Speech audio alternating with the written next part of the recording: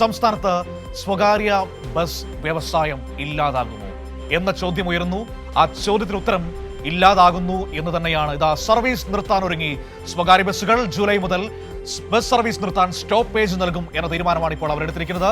KSRTC സൗജന്യ യാത്രയ്ക്ക് പിന്നാലെ സ്വകാര്യ ബസ്സുകൾ കനത്ത നഷ്ടത്തിലാണ് സർവീസ് നടത്തുന്നതെന്ന് ബസ് ഓപ്പറേറ്റേഴ്സ് ഓർഗനൈസേഷൻ സംസ്ഥാന സെക്രട്ടറി K. രാധാകൃഷ്ണൻ പറഞ്ഞു. ഇപ്പോൾ വിവരങ്ങളുമായി മേഘ മാധവൻ കോഴിക്കോട് നമ്മളോടൊപ്പം ചേരുകയാണ്. നോക്കാം എന്താണ് സംഭവിക്കാൻ പോകുന്നത്. സ്വകാര്യ ബസ്സുകൾ അവസാനിക്കാൻ പോവുകയാണോ എന്ന വളരെ പ്രധാനപ്പെട്ട ചോദ്യമാണ്. മേഘ, ഗുഡ് മോർണിംഗ്. മേഘ, സംസ്ഥാനത്ത് ഒരു വലിയ വിഭാഗം മനുഷ്യരെ താങ്ങി നിർത്തുന്ന, ഒരുപാട് കുടുംബങ്ങൾക്ക് അന്നം നൽകുന്ന വ്യവസായമാണ് സ്വകാര്യ ബസ് വ്യവസായം.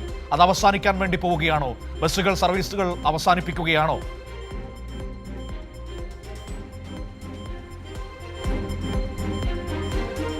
മനു, UDF സർക്കാരിന്റെ സൗജന്യ യാത്ര, KSRTCയിലെ സൗജന്യ യാത്ര അനുവദിച്ചതിന് പിന്നാലെ വലിയ നഷ്ടത്തിലാണ് സ്വകാര്യ ബസ്സുകൾ സർവീസ് നടത്തുന്നത് എന്നതാണ് ബസ് ഓപ്പറേറ്റേഴ്സ് ഓർഗനൈസേഷൻ ഭാരവാഹികൾ ഉൾപ്പെടെ വ്യക്തമാക്കുന്നത്. അതുകൊണ്ട് തന്നെ ജൂലൈ മാസം മുതൽ ബസ്സുകൾക്ക് സ്റ്റോപ്പേജ് നൽകും.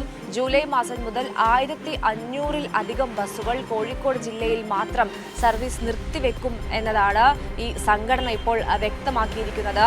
അവർ പറയുന്നത് വലിയ നഷ്ടം, അതായത് സ്ത്രീകൾ ഉൾപ്പെടെയുള്ള യാത്രക്കാർക്ക് KSRTCയിൽ സ്ത്രീകൾക്ക് സൗജന്യമായി യാത്ര അനുവദിക്കുമ്പോൾ ആ സ്ത്രീകൾക്കൊപ്പമുള്ള പുരുഷന്മാർ വരെ ഈ KSRTCയെ ആശ്രയിക്കുന്നു. അതിന് പിന്നാലെ ഈ ജോലി ചെയ്യുന്ന ആളുകൾ ഉൾപ്പെടെ, സർക്കാർ സർവീസുകൾ ഉൾപ്പെടെ ജോലി ചെയ്യുന്ന സ്ത്രീകൾ ഏറ്റവും കൂടുതലായി ഇപ്പോൾ ഈ KSRTCയെ ആശ്രയിക്കുന്ന സാഹചര്യമാണ് ഉള്ളത്.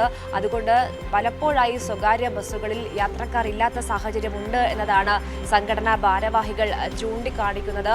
ഏകദേശം 12,000 രൂപയാണ് ഒരു ദിവസം കളക്ഷനായി ലഭിക്കുന്നത്.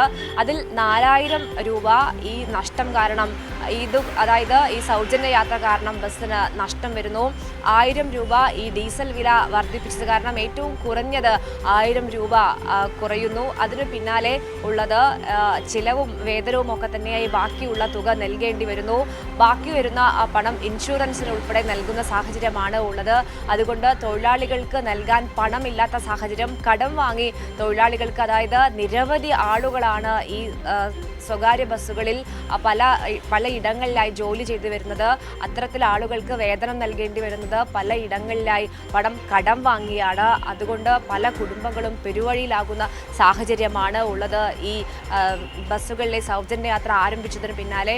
അതുകൊണ്ടാണ് ബസ്സുകൾ നിർത്തിയിടാൻ നിലവിൽ തീരുമാനം എടുത്തിരിക്കുന്നത് എന്നതാണ് ഈ ബസ് ഓപ്പറേറ്റേഴ്സ് ഓർഗനൈസേഷൻ സംസ്ഥാന സെക്രട്ടറി K. രാധാകൃഷ്ണൻ നമ്മളോട് വ്യക്തമാക്കിയിരിക്കുന്നത്. കോഴിക്കോട് ജില്ലയെ സംബന്ധിച്ച് കോഴിക്കോട് ജില്ലയിൽ പുതിയ സ്റ്റാൻഡിൽ നിന്ന് പുറപ്പെടുന്ന വയനാട് റൂട്ടിലേക്ക് ഓടുന്ന ബസ്സുകൾ താമരശ്ശേരി, മുക്കം, കൊയിലാണ്ടി, മാവൂർ, വടകര തുടങ്ങിയ ഇടങ്ങളിലേക്കൊക്കെ തന്നെയും യാത്രക്കാരില്ലാതെ പല ദിവസങ്ങളിലും സർവീസ് നടത്തേണ്ട അവസ്ഥയാണ് ഈ സൗജന്യ യാത്രയ്ക്ക് പിന്നാലെ ഉണ്ടായിരുന്നത്. അതുകൊണ്ട് മുന്നോട്ട് പോകാൻ കഴിയാത്ത സാഹചര്യമാണ് ഉള്ളത് എന്ന് പറയുന്നു. സൗജന്യ യാത്ര ഒരു ഭാഗത്ത് കൊടുക്കുമ്പോഴാണ് ഡീസലിന് വില വർദ്ധിപ്പിച്ച് കേന്ദ്ര സർക്കാർ വലിയ പ്രഹരം നൽകിയത്. അതുകൊണ്ട് തന്നെ നിലവിൽ മുൻപോട്ട് പോകാൻ കഴിയാത്ത സാഹചര്യമാണ് ഉള്ളത്. അതുകൊണ്ട് ജൂലൈ ആദ്യവാരം മുതൽ, അല്ലെങ്കിൽ ജൂലൈ മാസം മുതൽ തന്നെ ബസ്സുകൾ നിർത്തിവെക്കേണ്ട അവസ്ഥയിലാണ് നിലവിൽ ഉള്ളത്. നിർത്തിവെക്കും എന്നത് തന്നെയാണ് ഇപ്പോൾ ബസ് ഓപ്പറേറ്റേഴ്സ് ഓർഗനൈസേഷൻ അധികൃതർ വ്യക്തമാക്കിയിരിക്കുന്നത്. മനു, മേഘ, ഒരുപാട് മനുഷ്യർക്ക് അന്നം നൽകുന്ന ഒരു വ്യവസായമാണ്. എത്രയോ കുടുംബങ്ങൾ ഈ വ്യവസായത്തെ ആശ്രയിച്ച് ജീവിക്കുന്നുണ്ടല്ലേ. ഒരു ബസ്സിൽ തന്നെ നമുക്കറിയാമല്ലോ, ഒരു ഡ്രൈവറും കണ്ടക്ടറും കിളിയും അടക്കം 3 പേരുണ്ടായിരുന്നതാണ്. പക്ഷേ ഇപ്പോൾ അത് 2 പേരിലേക്ക് ചുരുങ്ങിയിരിക്കുന്നു. ഇനിയിപ്പോൾ അതും ഇല്ലാതാകാൻ പോകുന്ന അവസ്ഥയാണ്. എത്രയോ ജീവിതങ്ങൾ പട്ടിണിയായി പോകും.